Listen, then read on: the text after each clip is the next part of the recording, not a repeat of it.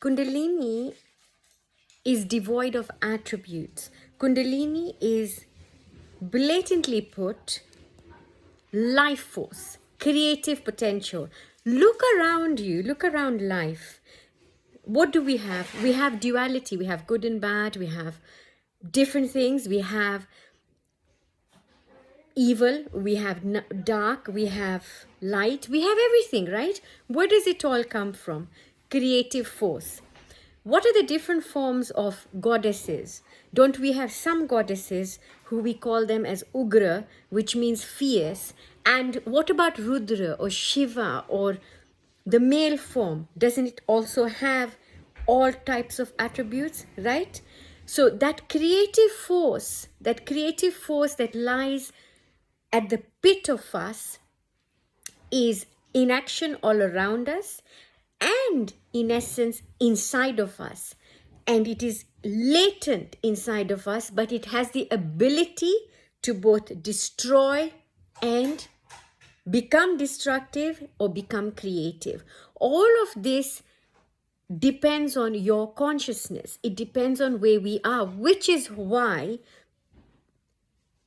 you can already have a Kundalini awakening, but you're not spiritual, right? It has something that has happened to you, but you don't even know it has happened to you. But that life force or that creative energy is over in you. It is overly excited inside of you, and it can manifest in so many different ways, right?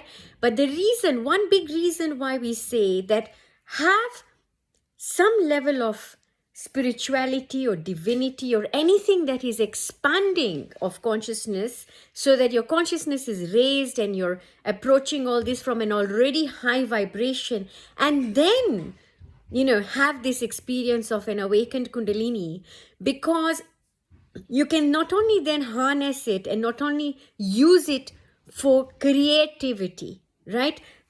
But also, as you go through the process, when you start to discover certain powers that come with this, certain siddhis as we call them, because of your spiritual backup or because you've had that level of consciousness, whether you want to call it spiritual or not, let's not call it spiritual, but that you're vibrating high, or that your consciousness is higher, more expanded, and more towards creative. So creative isn't just painting and drawing, but creating, I'm saying, whatever we are doing is heart expanding, it's love expanding. So acts of kindness, compassion, so everything that you do in your life is already that way inclined. So when you do have a Kundalini awakening, you're not going to overnight turn into a demon or a beast.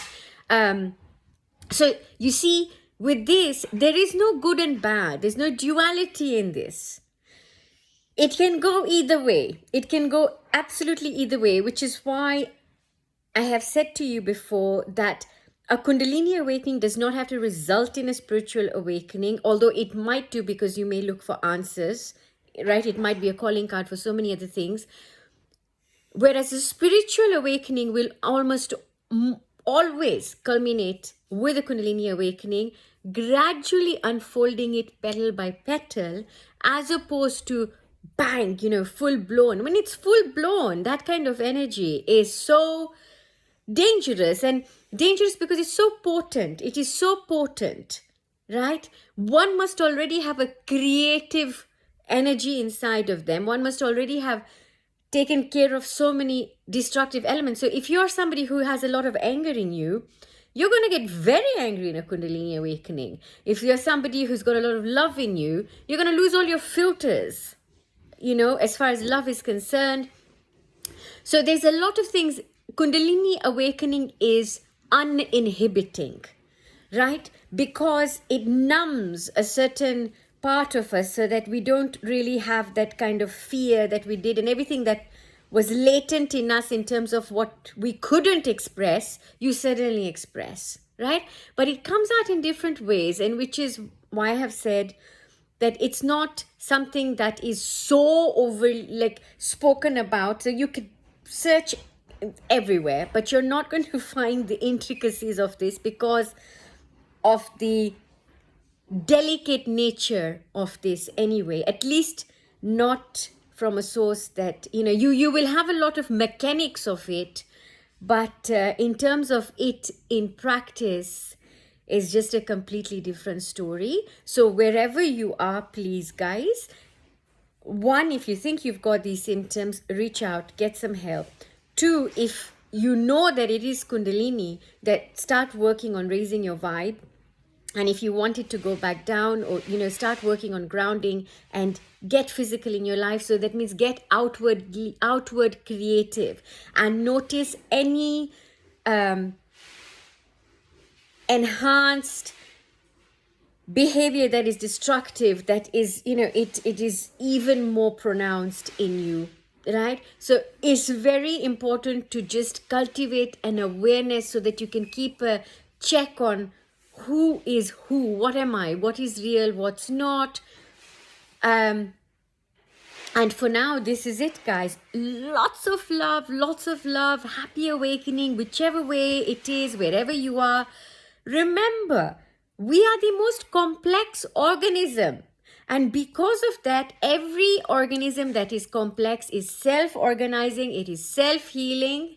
So if you are at a down point, you're going to come up, right? Wherever we are, whether we are up or down, we are going to go through this chakra view. We're going to go through this chakra, this circle. It's like we keep going like this. It doesn't matter. Wherever we are, right? It's a matter of perception and perceptive. Lots of love, perspective. That's my Kundalini. Okay, you take care. So much love.